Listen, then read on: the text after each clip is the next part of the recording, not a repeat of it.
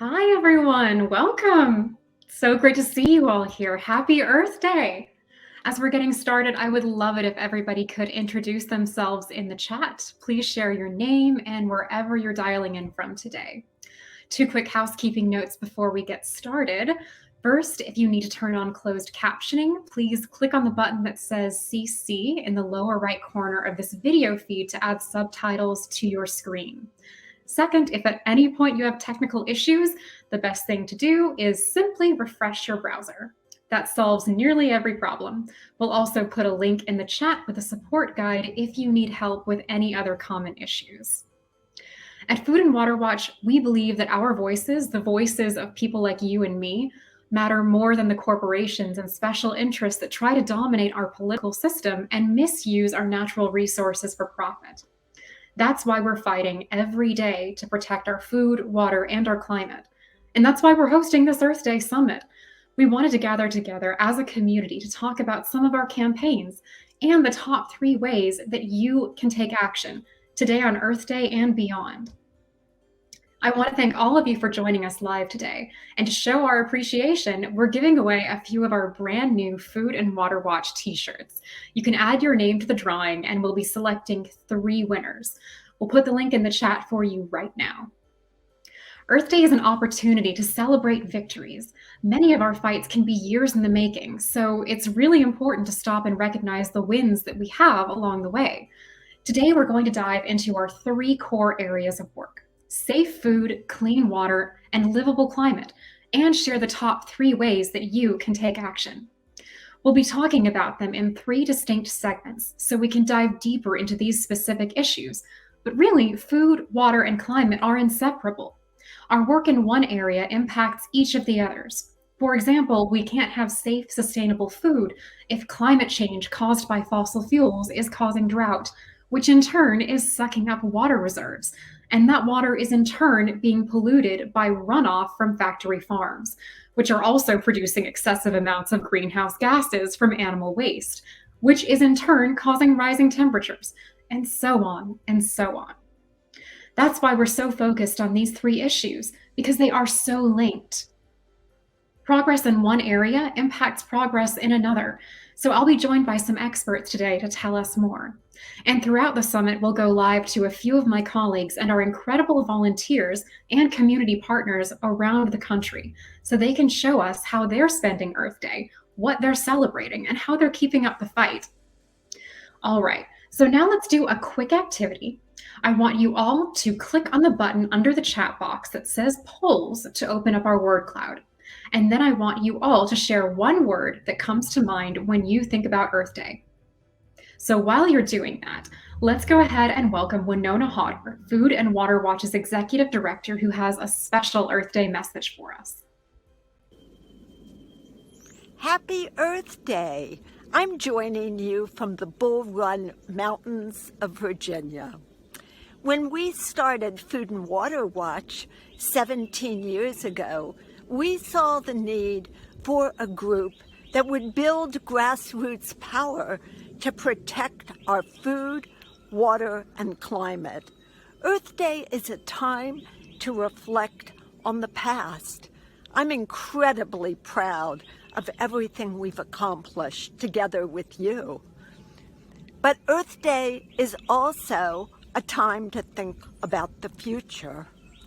We're working for a world where everybody has a healthy environment, where everyone's basic needs are met, and where people are living with human dignity.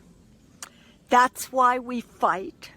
That's why we work with activists across the country to create the kind of world we want.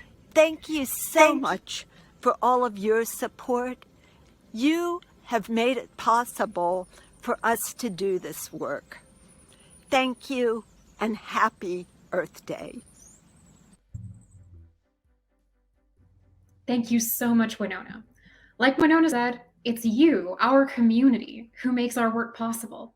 I'm sure many of you know that Food and Water Watch doesn't take any corporate money, so all of our funding comes from grassroots donors like you.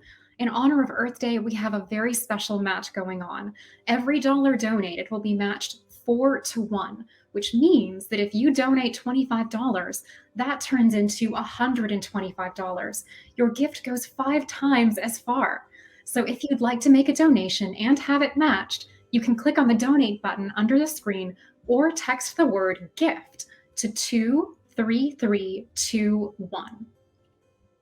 Okay, so let's get started now with our first topic, how we're working for a livable climate. Now, I am joined by Jorge Aguilar, our Southern Region Director. Hey, Jorge, how are you doing?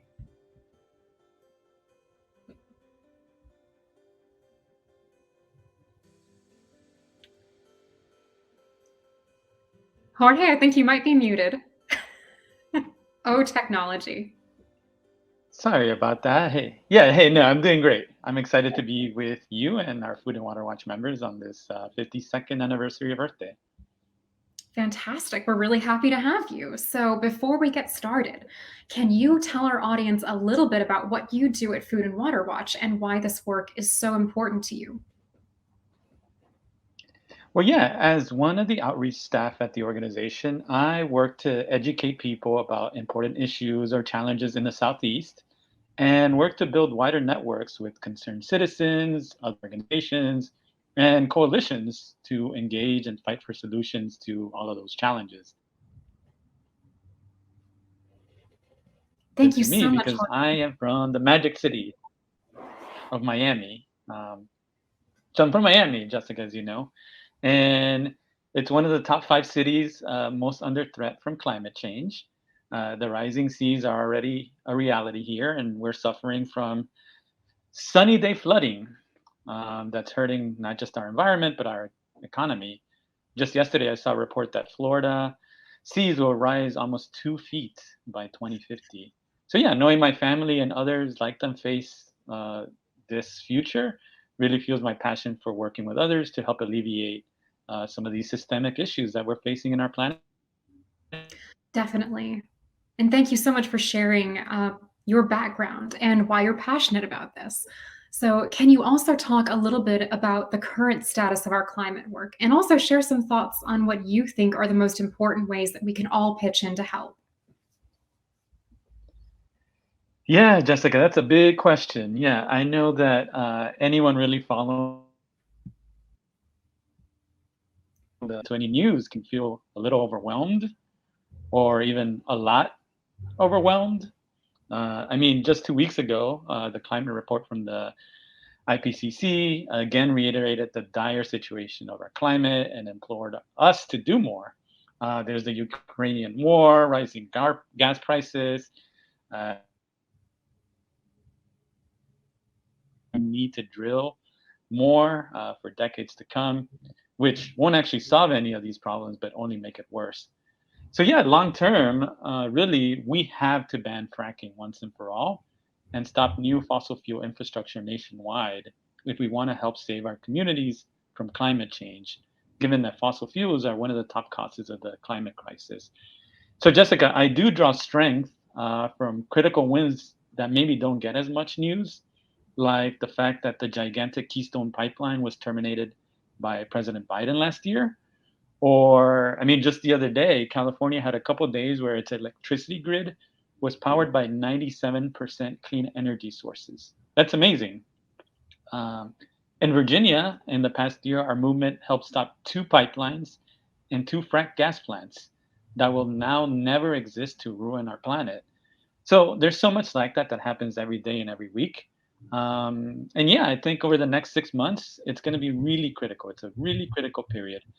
We just cannot focus on short-term solutions.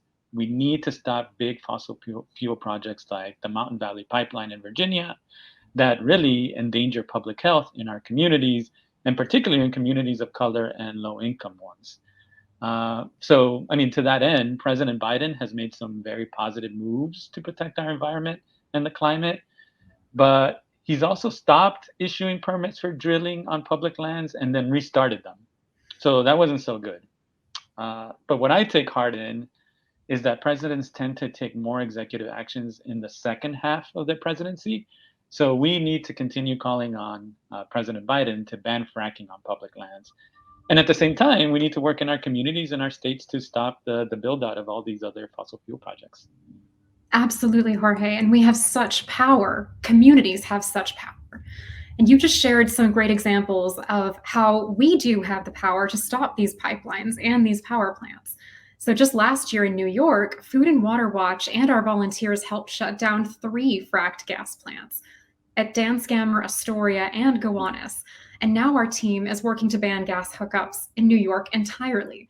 So it takes hard work, but we know that we can do it. We've done it before, and we're going to keep on doing it. One of our organizers, Tomas, is actually out canvassing with some volunteers in California right now to tell voters about a ballot measure that would close a loophole allowing the oil and gas industry to drill wherever they want with zero environmental review. So why don't we hear from them now? Over to you, Tomas. Hello from California. My name's Tomas. I'm joining you all here by my phone on Earth Day here in Oxnard, California, where we're canvassing La Colonia. I'm here with 3 of our volunteers, Jillian, Eric, and Nathan, and we're talking to voters today to defend our big victory that we had last year that closed a loophole which allowed oil companies to drill and frack any number of wells with no expiration date right next to our homes and schools and through our aquifers and our farms. And we closed that loophole, but Big Oil spent $1 million to put it back on the ballot.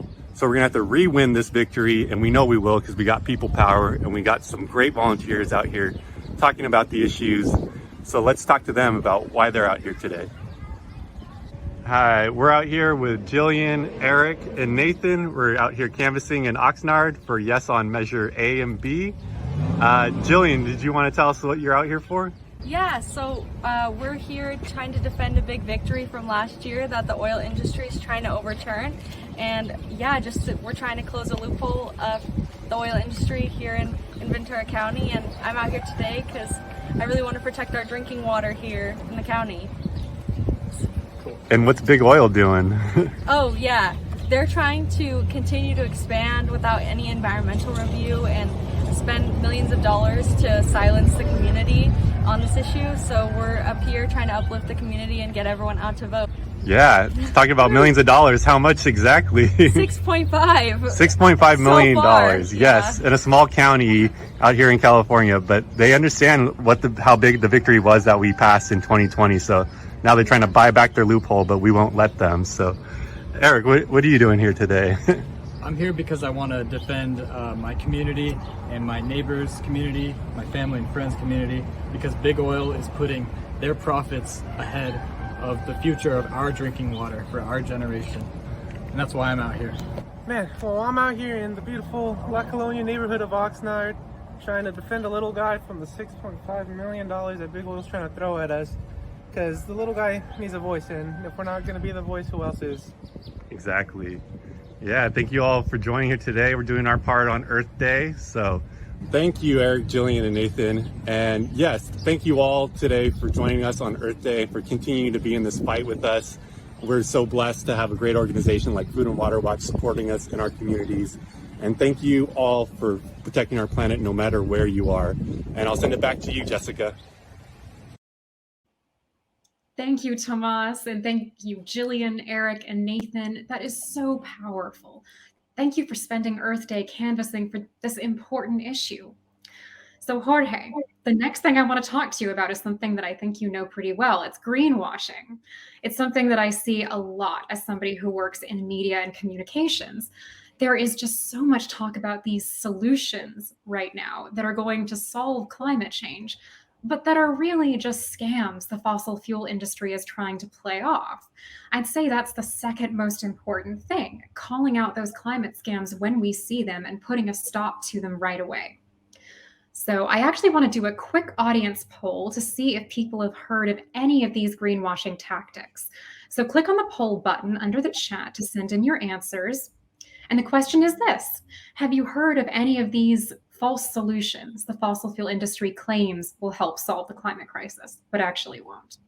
We have carbon capture and storage, CCS, we have hydrogen, and we have factory farm biogas.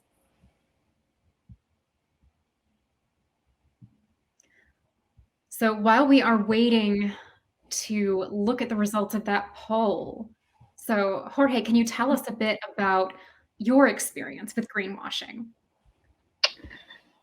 Yeah, Jessica, exactly. I think we need to call out these greenwashing false solutions. I think it's important again to list those out: carbon capture and storage, hydrogen, factory farm biogas.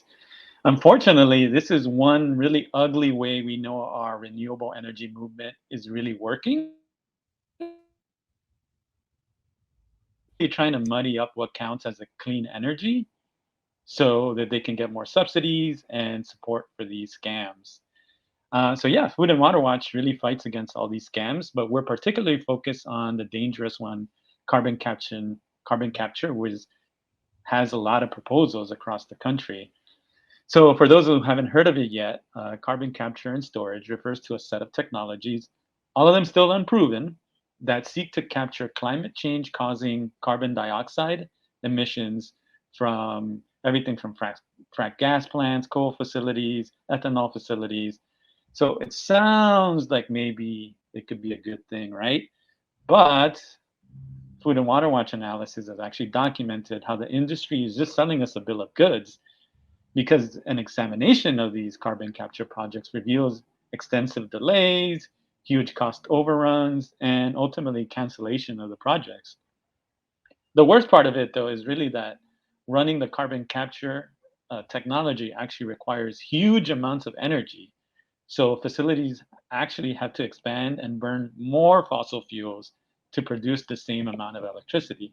So it's all crazy, because what it means is that these fossil fuel facilities could stay open decades and decades longer.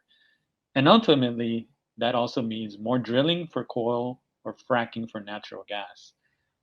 So that's just all bad. Um, and so I wanted to share one of the places where carbon capture proposals are already raising huge red flags is in Iowa. So in Iowa, carbon capture proponents want to use the technology in ethanol plants. But to do so, they are proposing really violating people's property rights and using eminent domain even to take people's land to do so. And what's clear is that across the country, this is the pattern we're going to see, that carbon capture, CCS, is going to require thousands of miles of more pipelines. So in Iowa, actually, CCS is not tied to the fossil fuel industry directly, but to similarly harmful and manipulative the factory farm industry there. And that's because half the corn grown in Iowa produce ethanol. So I think we're going to share an Iowa fact sheet in a sec, but I'm using this Iowa case right now to illustrate some of the scams the industry is now pushing under the guise of clean energy. It's not. And in Iowa, the fight is uniting two really powerful and greedy interests, and that's the energy industry and the factory farm industry. So yeah, we just can't fall for it. Absolutely not. And I think Food and Water Watch is doing a lot of really good work to make sure that we don't fall for those scams. So, biogas or factory farm biogas is another increasingly common false solution here. You get biogas from chemically processing massive amounts of animal manure until you're left with roughly the equivalent of fracked gas. And that refined gas is then injected into the same fossil fuel pipelines and dangerously transported through communities. Companies will say they're finding a use for this waste, but really it's an incentive for polluters to keep on polluting. So, out here in California, we're working to remove factory farm biogas from a lucrative credit system that actually supports factory farm development across the country. And you can read more about our fight with the link in the chat right now. So let's come back to our poll. Let's see how the results look. So, okay, wow. So 91% of you have heard of carbon capture and storage, or CCS, and 73% of you have heard about factory farm biogas, and 52% have heard about hydrogen. So that's pretty impressive. That means we're already winning here if people know about these climate scams. And for people here today interested in learning more about these greenwashing scams, We'll drop a link in the chat to a short recorded presentation one of our colleagues, Jim Walsh, recently did, where he talks about each of these in more detail. So what is one of the most important ways that we can take action to protect our climate, Jorge? Yeah, one of the ways really to do that is we need to protect our climate by passing federal legislation like the Future Generations Protection Act that would ban fracking and stop all new fossil fuel infrastructure in the US. So we Water Watch, and that's really important work to kind of stop those immediate threats. But we know at Food and Water Watch that we need to work towards long-term solutions. So legislation like this Future Generations Protection Act, which we call the FGPA, would do this. It would change things at a national level and stop it at its source. And ultimately, yeah, I think what Food and Water Watch really emphasizes is that we need to educate folks about the important causes of climate change and prepare our friends and allies and family members to see past the misinformation coming out of big oil and special interests. Perhaps most importantly, though, at Food and Water Watch, we're really striving to educate members on how the political process actually works. That's something that is sometimes very hard to understand. And by that, I mean, well, how do we make sure a bill supporting renewables passes, for instance? Or how do we ensure that a city council doesn't issue a water permit for a new fracking well? So, what we know is that in order to win on major issues, we need a lot of people to not just know about the climate, but they need to know how to influence decision makers so they do the right thing. And so, yeah, that's why I'm so thankful that so many people are joining us today here on Earth Day.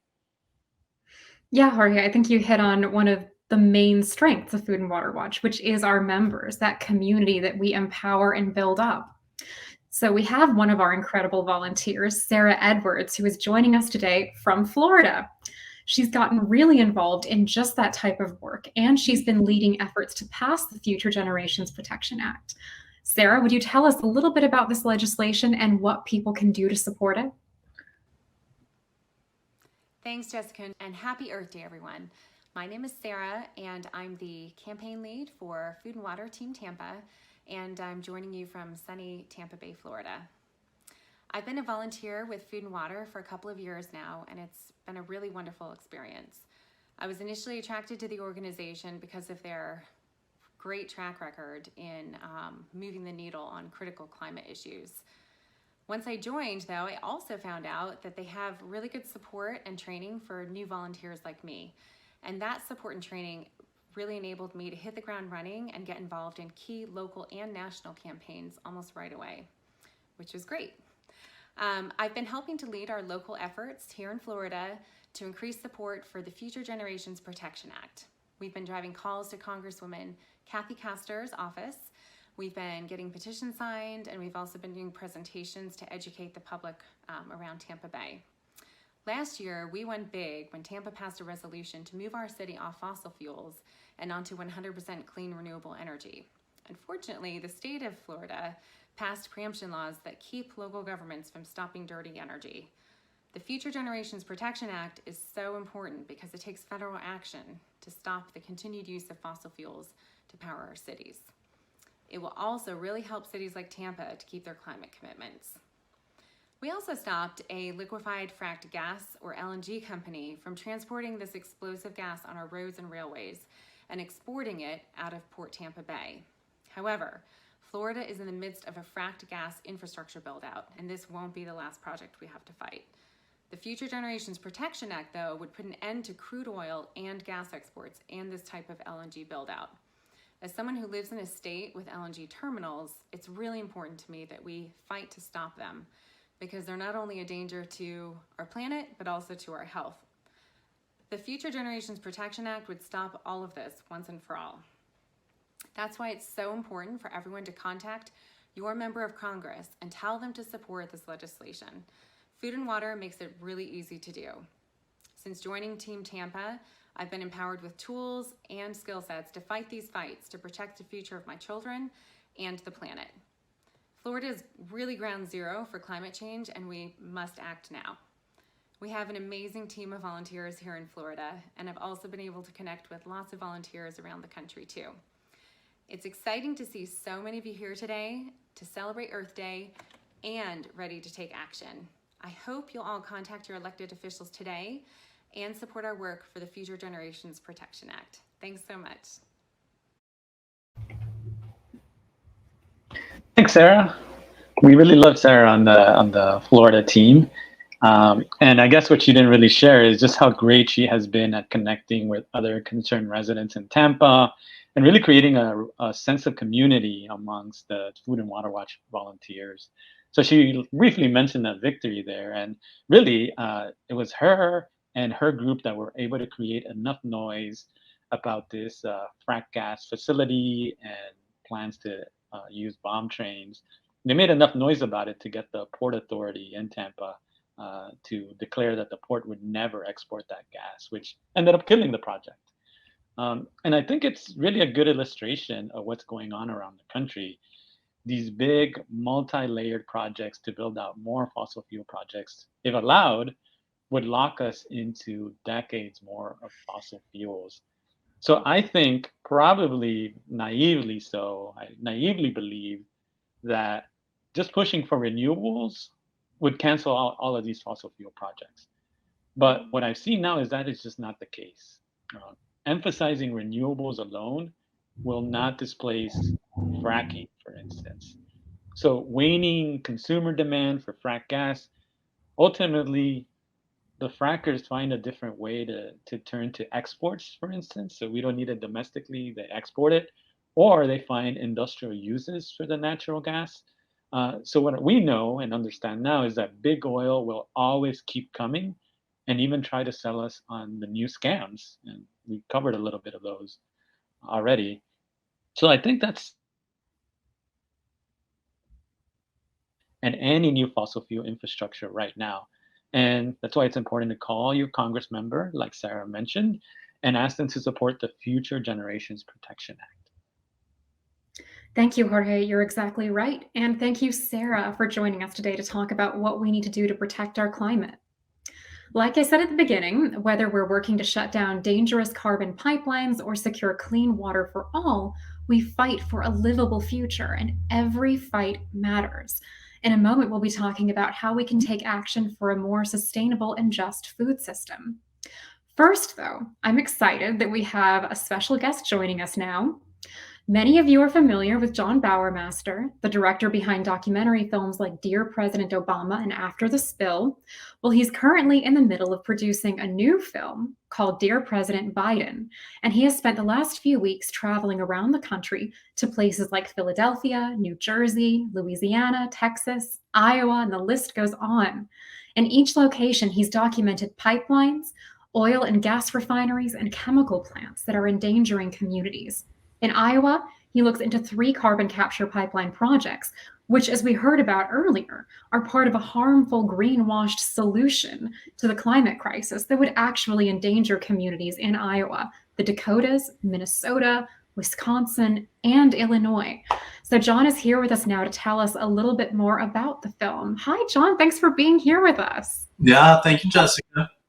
To your point, we're just back from this multi-state road tour. Got a little tease for you here from the upcoming Dear President Biden film, which I can talk to you a little bit more about, but maybe we'll play the video now. Am I got that right? Sounds like a good plan. Let's see. Dear President Biden. Dear President Biden. Dear President Biden. Dear President Biden, declare a climate emergency now. I've heard you say that the climate crisis is our #1 priority as a nation, and I believed you. Be the climate president you said you were going to be. Start building a planet that could be sustainable and that we're not going to destroy. We need you to lead on climate, live up to your climate promises, and declare a climate emergency. You can do so much with your executive authority. Stop permitting, drilling, LNG export terminals, fracking pipelines. Please be the leader we know you can be. We need you to be the climate president you said you were going to be. And help us go into the clean energy future together. I'm calling on you, President Biden, to stop this industry. Wow, John, thank you so much for sharing that clip with us. That's so powerful. Yeah. So can you just tell us a little bit more about the film and why you were inspired to make it? Sure.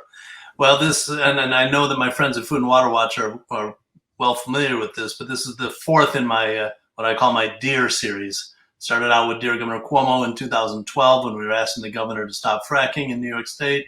And then we made Dear President Obama in 2015 and Dear Governor Brown in 2015.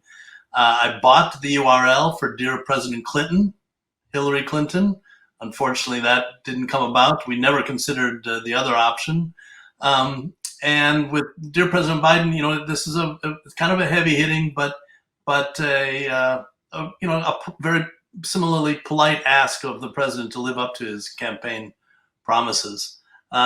You guys probably recognize a few of those people in the little teas there. We've spoke to more than just those in those places we visited. Film will be out kind of May-ish. It's hard to pin down a date, but soon. And the goal is to, I'm a big believer that media can make a difference. With Dear Governor Cuomo, we pressed a DVD copy into the hands of his mother, his sister, his brother, and the governor, and we're sure he watched it. Did it help in the effort to ban fracking? Absolutely, as a tool used by the folks at Food and Water Watch and others. I think I'm going to show you some pictures, though. I want to take you on a little road tour. Jorge mentioned Iowa. We're going to end up in Iowa. One of the things I love about this work, though, is that most of the people we meet who have become these frontline activists did not wake up, or did not decide at a young age that they were going to be environmental activists. To a one, they are what I call the accidental environmentalists. Something came up in their neighborhood, in their backyard, and made them devote their lives, in many instances, to fighting these pollutions. But this is kind of how I see the run of the film going. So we started in Louisiana on Cancer Alley. Lovely little vista. 80. I don't know how many of you have been and visited Cancer Alley, but it's 85 miles along the Mississippi River that looks like this at night. 85 miles. We went for a tour of the little community in St. James Parish, and this is not St. James, but it's just a reminder that these fossil fuel enterprises demand a lot of activity. It was really hard for us to find hotel rooms in Louisiana and Texas because there's so much construction going on of new pipelines and new projects and big trucks everywhere delivering stuff, and everyone drives giant pickup trucks. I mean, it's another world to a certain degree. Cancer Alley lives up to its name. We went on a driving tour with Sharon Levine, who you saw briefly in the video, and she grew up in this community in St. James Parish, and she showed us the plethora of plants built along the Mississippi River, as well as the cemeteries where so many persons who died way too young of cancer, in part because, if you visit, or when you visit that part of the world, you realize just how polluted it is, because every breath it seems like you're sucking in gas and oil and petrochemicals out of the air, which you are. But this is Sharon. She was a school teacher, retired, and became an activist against a big ammonia plant that they wanted to build next to her community, a $2 billion plant, which she and her friends at Rise St. James shut down. And now they're fighting a $10 billion plant, which is, again, it's a couple miles from her home. She grew up in this community. She's lived there all of her life. The street she lived on was named for her mother. And she has a vested interest in protecting this neighborhood. So their fight is, monstrous, but it's impressive that they've had the success they've had. We drove then over to Port Arthur, Texas, which is the home to the biggest refineries of oil and gas in the United States. Again, an incredible vista day and night. John Beard is the most powerful voice in Port Arthur against building out more fracking infrastructure. They already have 2 liquefied natural gas plants there. They have a pad for a third one. which seemed that it had run into some permitting issues. But then with the president's decision to ramp up oil and gas production and LNG production to send to Europe, all of a sudden that third LNG plant is looking more likely. Again, these places are apocalyptic. And the money, as John Beard points out, the money doesn't stay there. He grew up there. He grew up in Port Arthur, Texas, and he worked for the oil refinery business for 38 years. So he knows what he's talking about, and he still lives in the same neighborhood where he grew up. But the little town itself is decimated, empty, because it's horrifically polluted. The outlying areas, the suburbs, are booming. Places where those big pickup trucks go home every night. Those places are doing fine. This is one of the LNG plants. Obviously, they want to make preparations to bring big boats in there to carry the stuff across the ocean. And you ask, can you see the pollution? And the answer is pretty straightforward. We saw Russell in the little video. Russell Chisholm is near Blacksburg, Virginia, fighting the Mountain View Pipeline.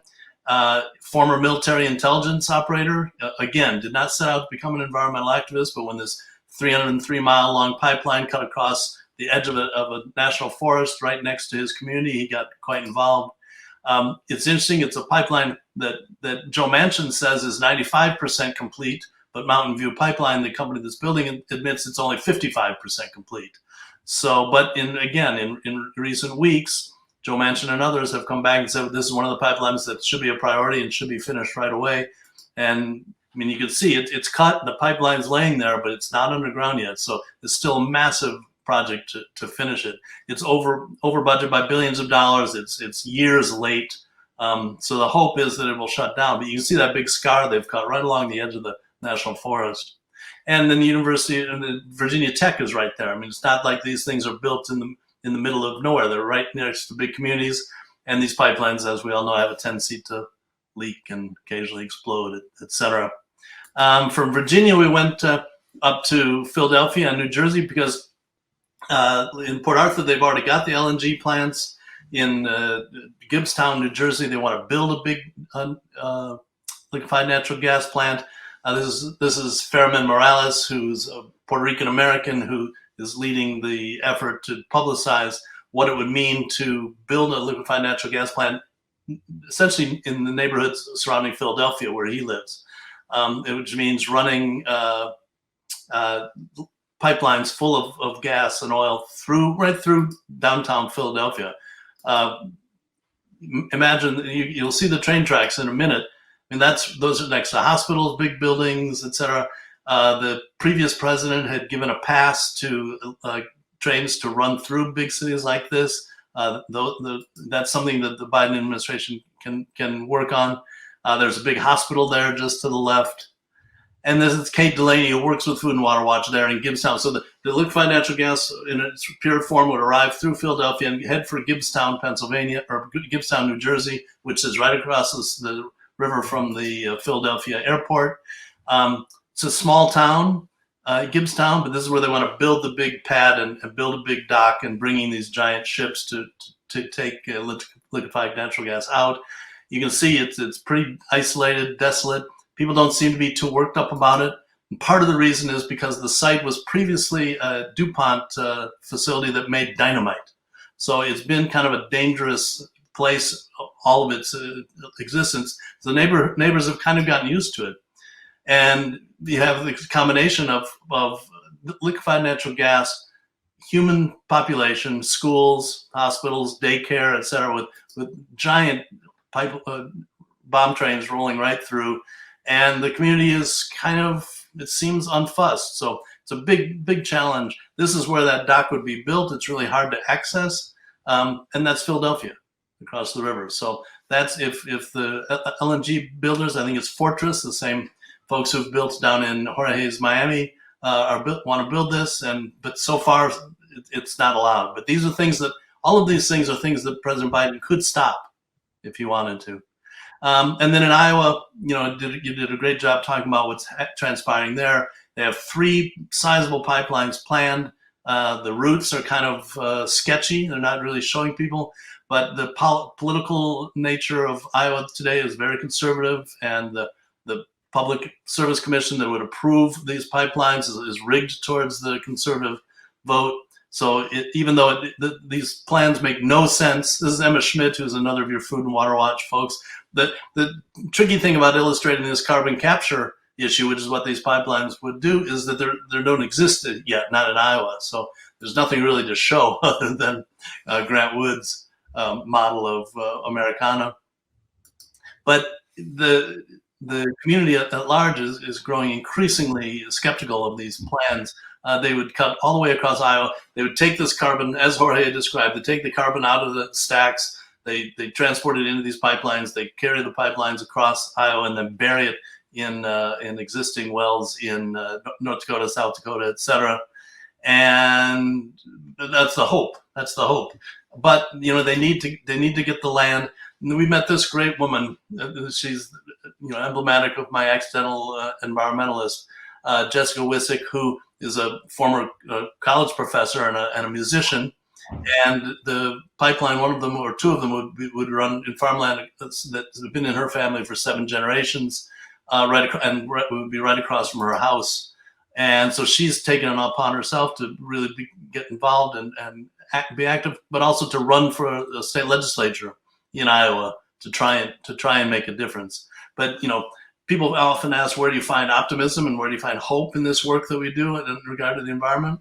And for me, the answer is it's people like Jessica who, just all of those people that we just met, they all have become so passionate, not from birth, but from action. So I'm always very impressed. And that's the pleasure actually that I get out of this work, is meeting these incredible people. But these kinds of signs are popping up across Iowa, which is a good thing.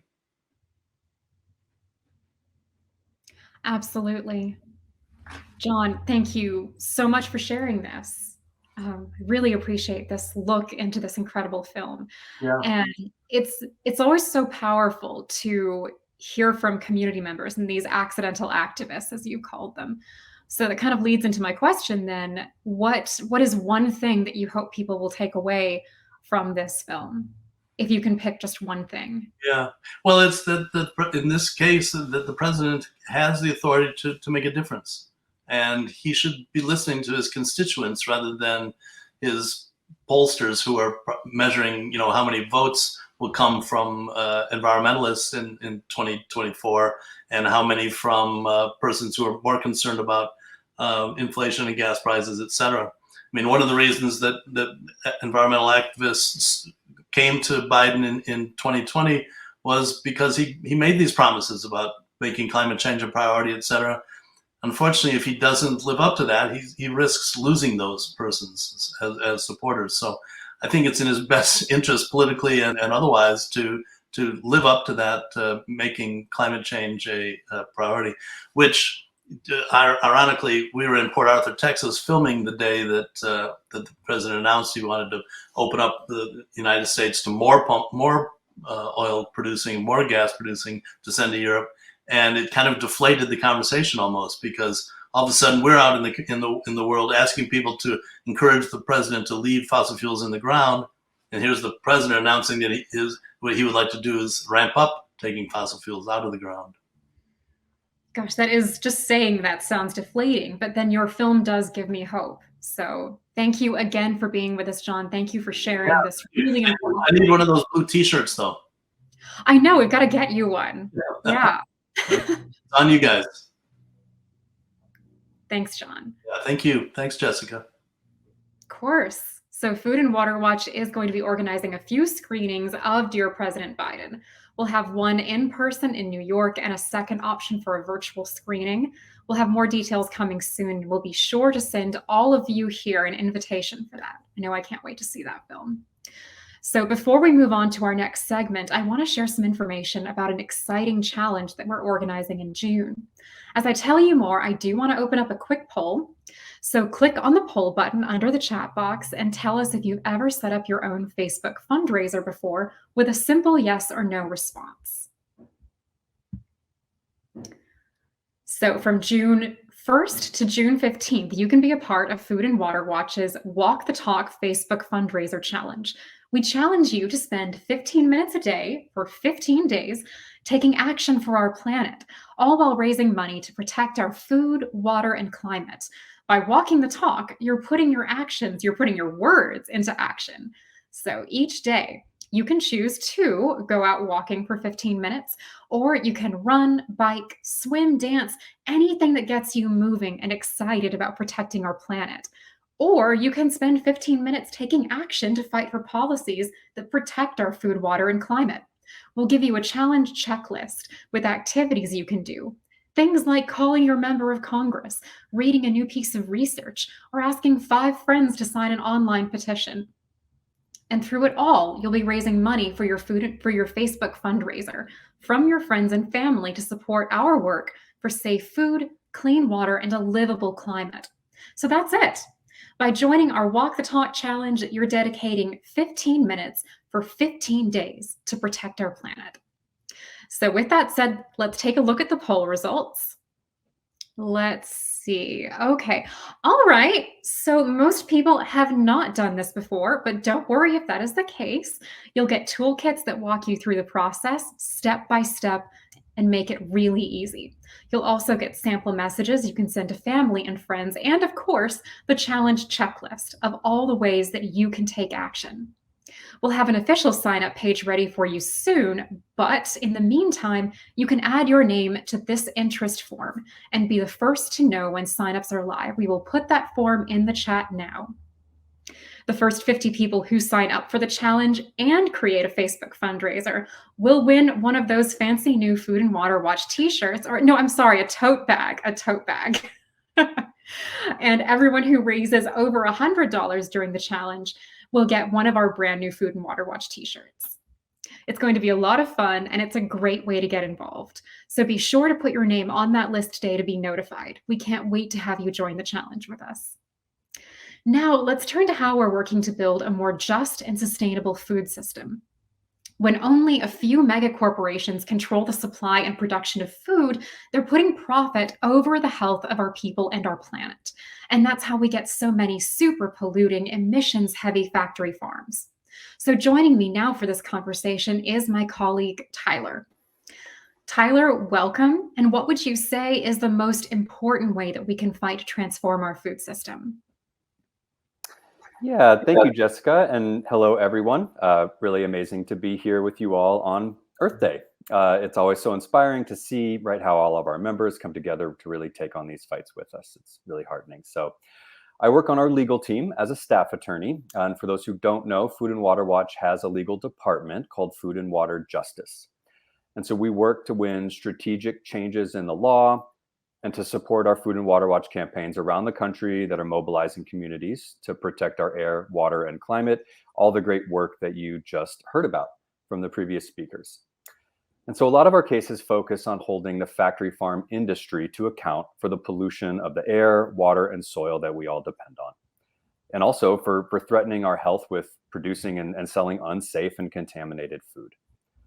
So unfortunately, this industry is largely unregulated, which allows some of the largest corporations to dump their problems on local communities and on consumers so that they can maximize their profits. To change that, we bring cases against some of the most powerful agribusiness giants, including against their factory farms and their slaughterhouses. We also sue government officials unwilling to step up to this powerful industry to protect the people that they're supposed to be representing, right? And we advocate to agencies like the U.S. Department of Agriculture and the U.S. Environmental Protection Agency on a range of critical issues. We use environmental, public health, and consumer protection laws to bring about the changes that we also desperately need. So for me and my work, that's one of the top things that we can and do. Yeah, it is so important to hold factory farms accountable. And all of this work is so important. So why don't you tell us about some of the important victories that we've had, Tyler? Sure, I'd be happy to. So I'll just mention a couple.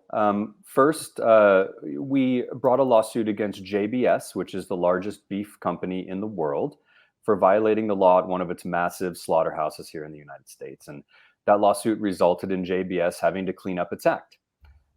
Quite frankly, the fight is never really over with these companies, though. And another big win that I'd like to highlight is late last year, we brought a lawsuit against the U.S. Environmental Protection Agency for failing to hold factory farms accountable for their pollution under the Clean Water Act. So not only does EPA fail to even require water protection permits for all large factory farms, despite what we know about their effects on water quality, those that do have a permit have virtually no accountability because EP hasn't required pollution monitoring to ensure that facilities actually comply with the terms and conditions of their permit. That's about to change because the Ninth Circuit Court of Appeals agreed with us and held that EPA must include this kind of pollution monitoring in these permits going forward. So this is a huge win because this lack of monitoring has really allowed factory farms to pollute local lakes, rivers, and streams with virtually no way to hold them accountable under the law. So winning this lawsuit is going to change that for the better. That is such an exciting victory, Tyler. And that will make a huge difference in the health of communities near those facilities. So Tyler, you said that the fight to hold these companies accountable is never really over.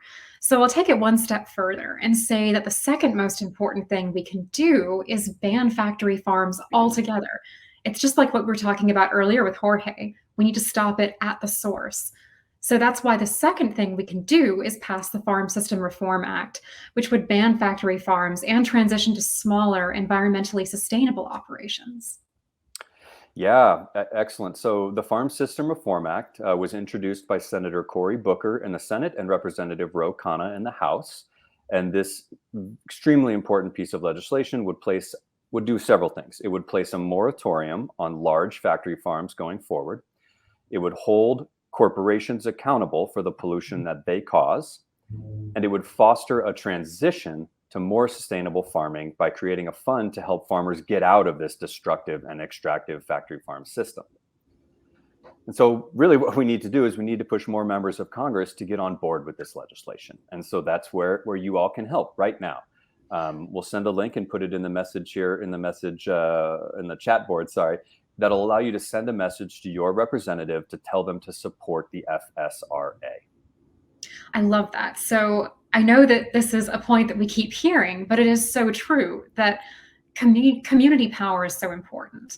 And it's so important that we each reach out to our elected officials on issues that we care about. So in fact, there's actually a group of volunteers in Oregon doing an Earth Day letter writing campaign right now to tell their elected officials to ban factory farms and megadairies, which are both huge issues in Oregon. So let's hear from our organizer, Mackenzie, and our amazing volunteer, Kate Miller, about what they're up to. Thanks, Jessica. And hey, everyone, I'm Mackenzie, and I'm joining you from Oregon, where I work as an organizer, pushing to stop the expansion of megadairies here in our state with our amazing members. Hi, I'm Kate, and I am a Food and Water Watch volunteer. Happy Earth Day, everyone. Happy Earth Day. We are celebrating Earth Day by reminding our elected officials that we need to stop expanding factory farms and specifically megadairies that are polluting our communities and pushing out small, independent, sustainable dairies. Continuing to expand these mega polluting facilities just isn't right. So Kate, do you want to tell folks what we're doing today? Yeah, so today we're organizing a letter writing event to call on our elected officials to support preventing more megadairies from moving into our state. Talking with your legislature is so important to keep essential issues on their radar, exercising our power as constituents, and holding those in positions of power accountable. Absolutely. Could not have said it better myself. And our current food system is, dominated by corporations that are more interested in their bottom line than the health and well-being of our communities and our planet. And that way of operating just frankly must end. And an essential step to transforming our food system into something sustainable, just, and centered in the needs and well-being of our communities is stopping the expansion of factory farms, which is why we are focused on preventing new megadairies from coming into Oregon. And, a few years back, we were part of a multi-organizational effort to shut down one 30,000 cow megadairy, and we'll keep fighting until we win a moratorium. But Earth Day is a great reminder to focus on the future we want to see for us and our planet. Yes, and it's a great reminder that we have the power to make change and our voices matter.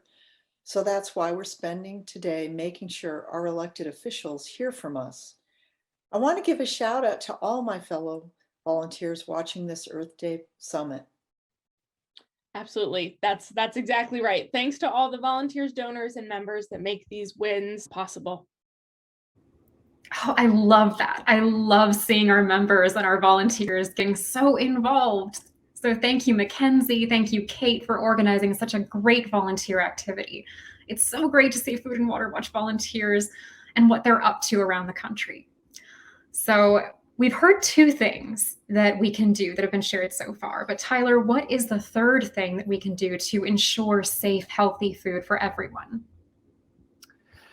Yeah, so, and this relates back to the Farm System Reform Act in important ways. So we really need to transition to a sustainable, regional, and diversified food system.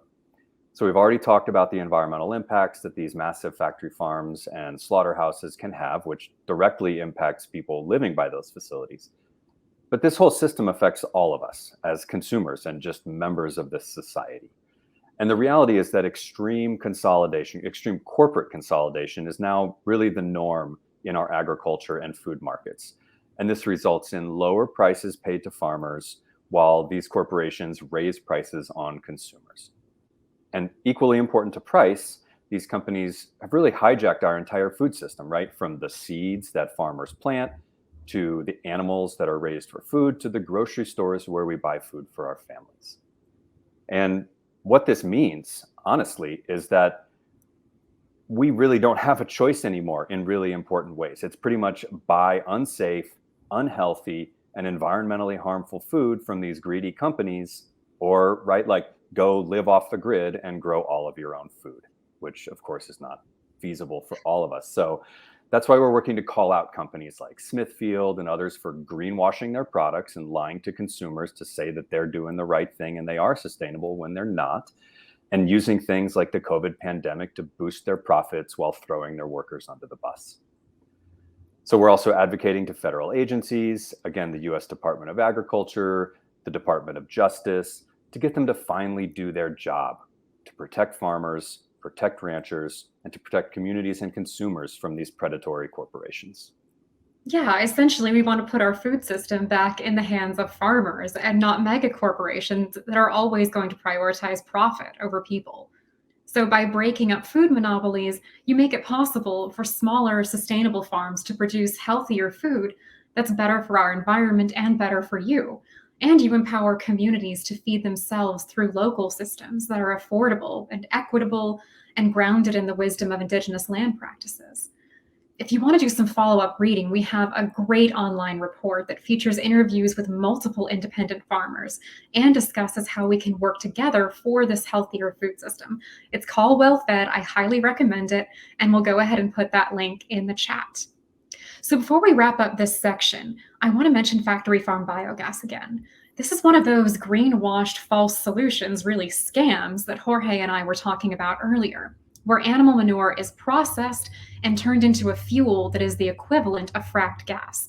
And that refined gas then goes back into the same fossil fuel pipelines that are dangerous for communities and for everyone. So this is a great example of how the fossil fuel industry and our food system are linked, and why it's so important that we're fighting on all three fronts to bring about the systemic change that we need to see. So Tyler, do you have any final thoughts before we move on to our next section? Oh, wow. Well, factory farm gas, I could talk forever. I just encourage folks to look online for our materials. Just Google factory farm gas and Food and Water Watch, and you'll find a lot of great stuff to learn about that important issue. But really just want to thank everyone for showing up here today on this beautiful Earth Day and for taking action with us. Our work really is not possible without our volunteers and our members like you. And so I'm proud to say we have some of the most passionate, most dedicated volunteers around, and we love working with you all and are so grateful for your support. So happy Earth Day, everyone. Thank you so much. Thank you, Tyler. And again, thank you to all of our members and volunteers.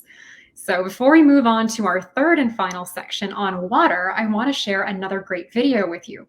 This morning, our New York organizers and Food and Water Watch members traveled to Albany, New York with a coalition of 38 member groups for a big Climate Can't Wait Earth Day rally. They're urging prompt passage of the All-Electric Buildings Act and 11 other pieces of critical climate legislation. So if passed, the All-Electric Buildings Act would make New York the first state in the country with a ban on fossil fuels in new buildings. They've been sending over lots of video footage all morning, and we've quickly put together a couple of those clips for you now. So we'll share them with you so you can see a little bit of the action in New York. Let's take a look.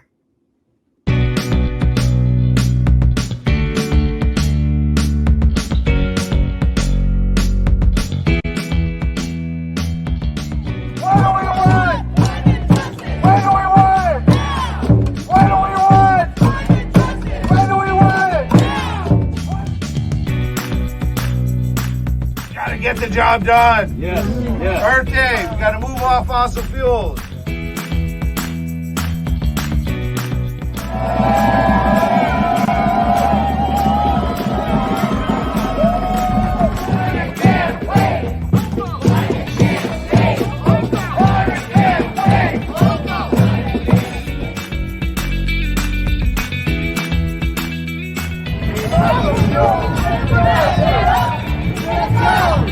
Fossil fuels in the ground, get up, get down, leave fossil fuels in the ground.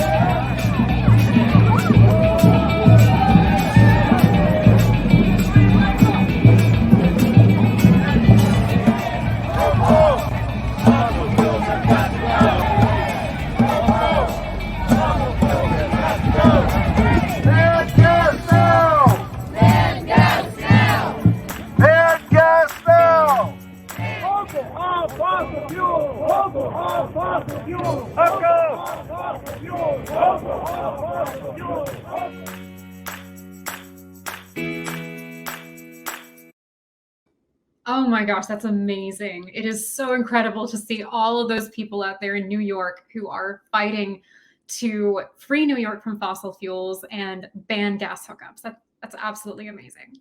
So now I'd like to welcome Liz Schuster for our third and final segment on water. Welcome, Liz. Thank you. Hi, everybody. I'm Liz Schuster. I'm the Government Affairs Representative with Food and Water Watch, and I have the great pleasure of lobbying Congress and our senators on so many of the important issues that you've heard about today, and what I'm going to talk to you about today, water. I'm really excited to be here. Thanks for hanging in at the last segment of the summit. And shout out to everybody in that video who is out at the rally right now. That's really exciting. It's hard to follow up that exciting video. And I just want to, again, thank everyone who's still here hanging in with us at the summit and remind you that we couldn't do our work without you. So thank you so much. Absolutely.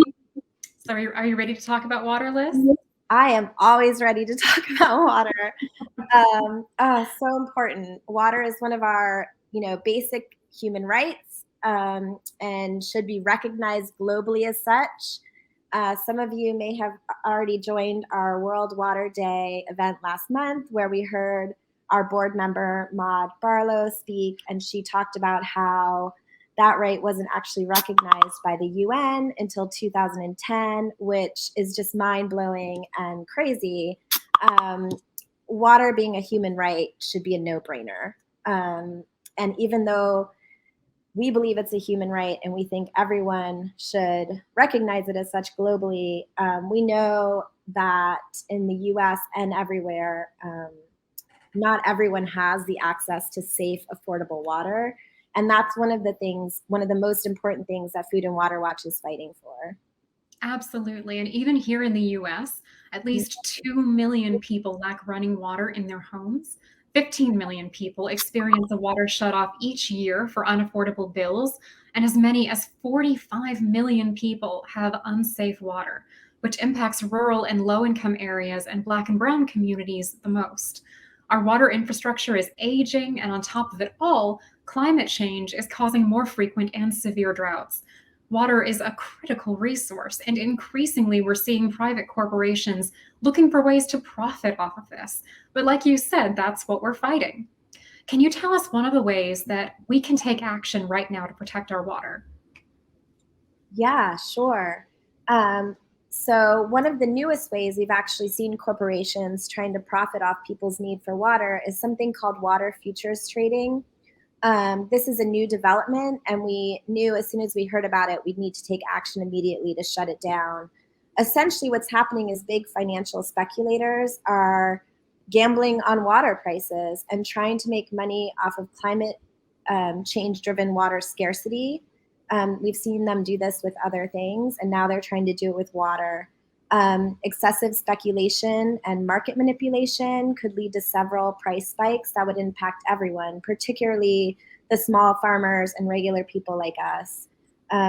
This means we could be facing higher costs to buy food if farmers need to raise prices to cover the cost of increasingly expensive water, and families could even see their water bills drastically increase. And that is, like you said, Jessica, like exactly the opposite of what we want, which is clean, affordable water for all. We responded immediately, as did many leaders in Congress. And last month, we were able to work with Senator Elizabeth Warren and Representative Ro Khanna from California in introducing the Future of Water Act, which would shut down water futures trading. This bill would prohibit futures trading, essentially financial investors gambling on water and water rights, and it would affirm that water is not a commodity, which is very, very important. Right now, over 250 organizations have joined Food and Water Watch in supporting this legislation. And so when you ask what people can do right now, this is really empowering to see so many people come together so quickly in a show of solidarity to combat this really dangerous mechanism. And so you all can help us keep up this momentum and make sure this bill gets passed into law by telling your own representatives and senators to co-sponsor the legislation. Yeah, I feel like this is an especially frightening issue right now in the American Southwest, which is where I live, where we're currently in the middle of the worst mega drought in 1,200 years, which is staggering. So gambling on a shrinking resource as precious as water is dangerous, like you said, and we must protect our aquifers and make sure that water is available to everyone. That's right. This is another example of what we were talking about, Jessica, about how all these issues are really connected with climate change. Our water resources are becoming scarcer in the western parts of the country, and in the Midwest and the East Coast, we're seeing too much water, leading to flooding that overwhelms our aging sewer and stormwater systems. And that's why we really need to fight hard right now to make sure there are protections in place. And that's why I think the second most important thing we can do is stop water privatization. We are seeing private companies around the country trying to take over public water and sewer systems, which results in huge increases in prices for residents. Food and Water Watch has co-authored a research report actually with Cornell University on this issue. And this research analyzes the 500 largest community water systems and found a couple of key trends, which was communities with privately owned water systems across the board have significantly higher water prices they're paying. People in low-income communities face the largest water burdens and are less able to afford the price of private water. This issue is exacerbated by aging infrastructure, which we know is all over the United States. Corporations have passed state regulations and laws that favor privatization, and that exacerbates the trends with even higher rates and less affordable service.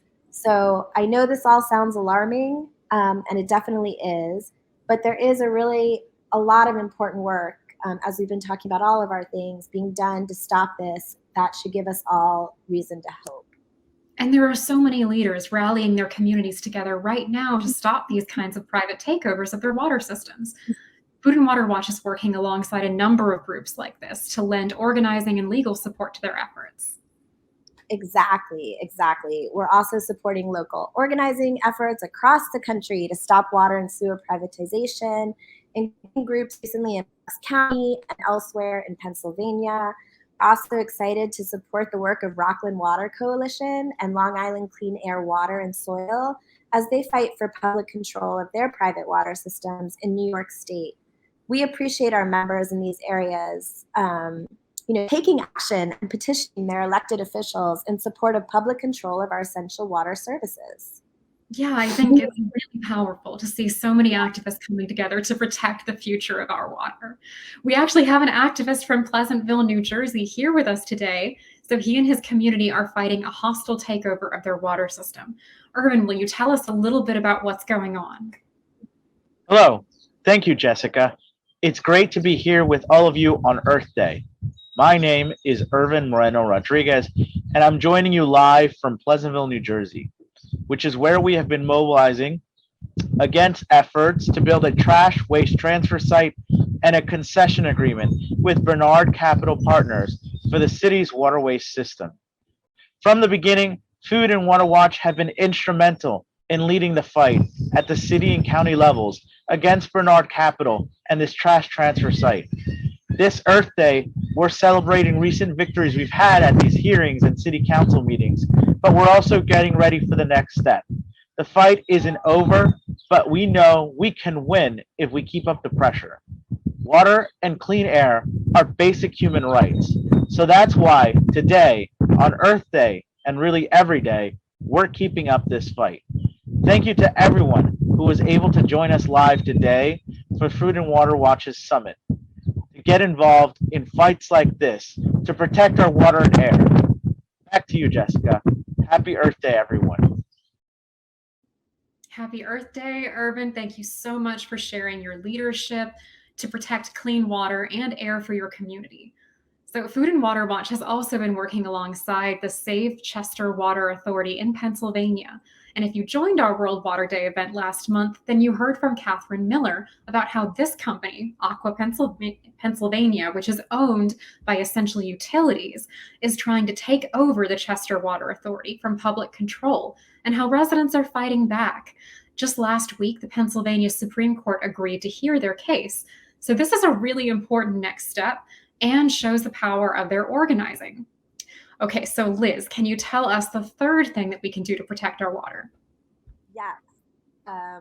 Call or email your member of Congress and tell them we need to pass legislation like the Future of Water Act, which would stop the futures trading of water, and also the Water Act. Like we talked about earlier, the Future of Water Act, which prevents investors from gambling on water. We need that to pass into law, and we need everyone to urge their members of Congress to pass this legislation, and also pass the Water Act. And we'll put a link in the chat where you can send them a message right now.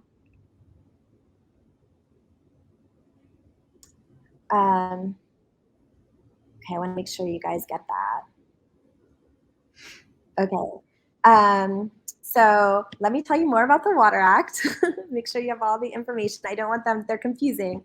So the Water Act would be a landmark piece of legislation that, would provide $35 billion each year to restore public water infrastructure.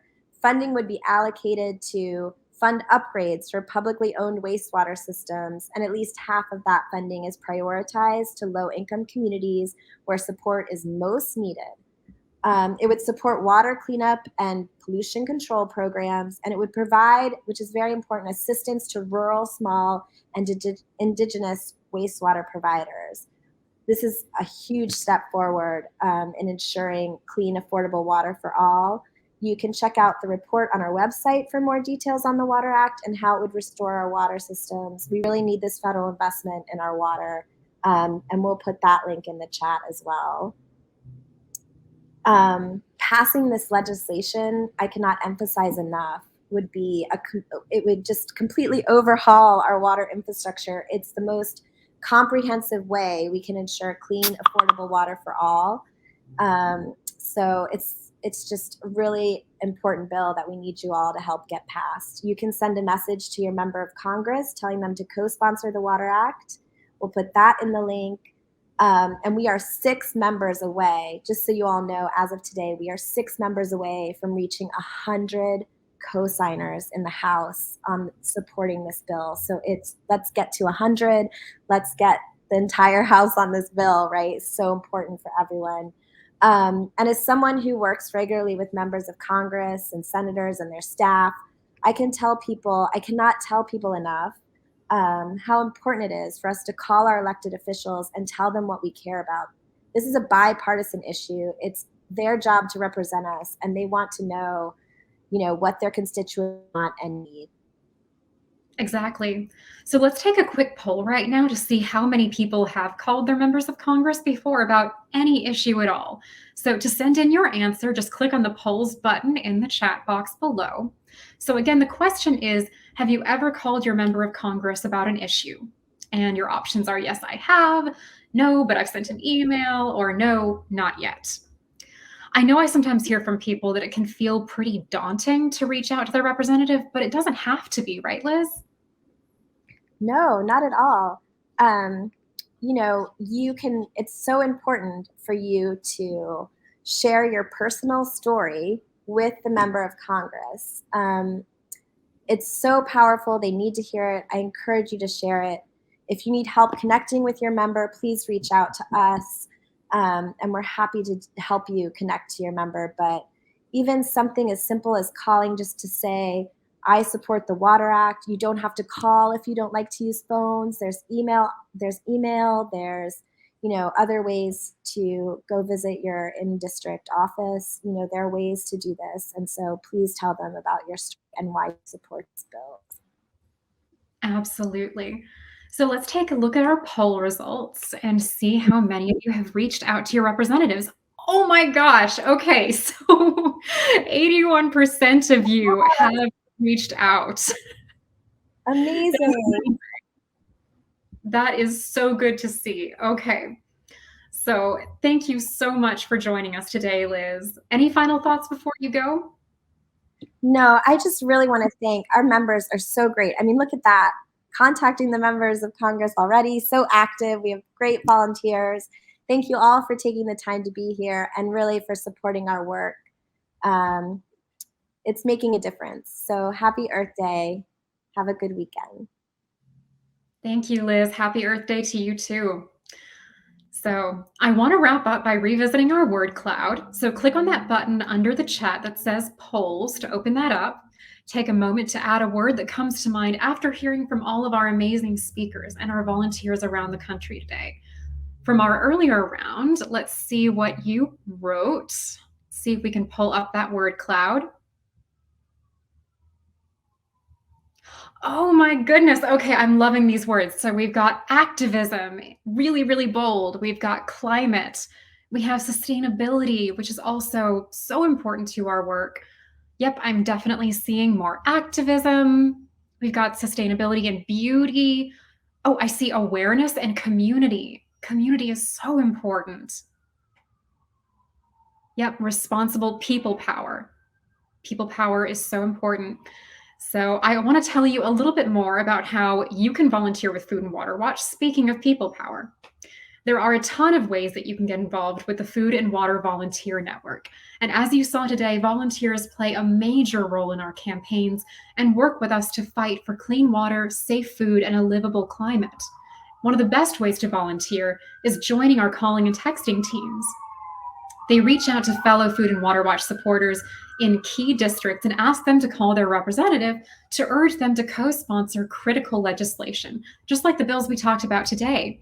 The great thing about these teams is that you can volunteer from home at a time that's convenient for you. So we'll share a link in the chat to sign up, and you can also visit our volunteer dashboard where we post all of our upcoming opportunities, and we will put that in the chat right now. So don't forget that we are giving away some new Food and Water Watch t-shirts to a few of you today. And if you haven't already entered your name into the drawing, you can do that now using the link that we will put into the chat now. All right, let's take another look at our word cloud. See what words are coming to mind for you all. All right, we have got an even bigger emphasis on community and possibility and hope. That is amazing. And I feel like we are full of hope, and we're full of hope because of our members and our volunteers like you who take such a passionate interest in these issues. So as we wrap up, I want to thank you all so much for joining us on Earth Day and for all you do to protect our planet every day of the year. I'd like to remind everyone that our special Earth Day match is going on for the rest of the day. It's a 4-to-1 match. So if you donate $25, the match will turn that into $125. Food and Water Watch never takes any corporate money so that we can take strong, independent stands against anyone who threatens our health and our environment. Everything we do is thanks to the generous support of people like you. And if you'd like to make a donation and have it matched, then you can click on the donate button under the screen, or you can text the word GIFT to 23321. I also want to remind everyone about some of our upcoming events. First, you can be part of our Walk the Talk Challenge in June. You can join us and fellow Food and Water Watch members from all over the country for 15 days of action to protect our planet. It'll be a fun way to get involved and help amplify our message for safe food, clean water, and a livable climate. Add your name to the list to be notified first when that registration opens. And next month, on Wednesday, May 18th, we're hosting our next Livable Future live event called The Economic Costs of Food Monopolies. We'll be digging into 2 new research pieces that discuss how consolidation of grocery store chains and the rise of factory farms have limited our choices as individual consumers and increased our food cost. We'll hear from our organizing and research experts, as well as some special guests, to talk about this issue and why we're working together to change this and transition back to more sustainable local supply chains like Tyler and I discussed earlier. Links to both of these events are now in the chat. And finally, today's summit was recorded, so if you want to rewatch any sections or share the event with friends and family, the recording will be right here on this event page for the next 30 days. And we'll also send a follow-up email with the link to everyone here as well. I want to thank everyone so much for joining us today to celebrate Earth Day as a community.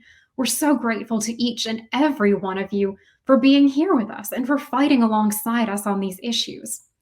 Thank you for all that you do. So with that, I want to wish you all a happy Earth Day. Have a wonderful weekend. Goodbye.